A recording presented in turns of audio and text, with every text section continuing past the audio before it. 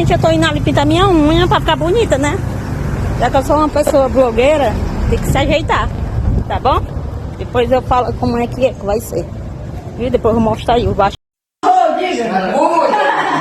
Cara dele. Estamos aqui a belezar na Deliciane Brito. Tá bonita, né? Depois vamos dizer que eu tô ganhando dinheiro e não tô me cuidando. Diga aí, gostosão, aqui, ó. Gostosão, uma vida maravilhosa. Eita, cuida, ei, gostosão. Pega, cuida. Cuida mesmo.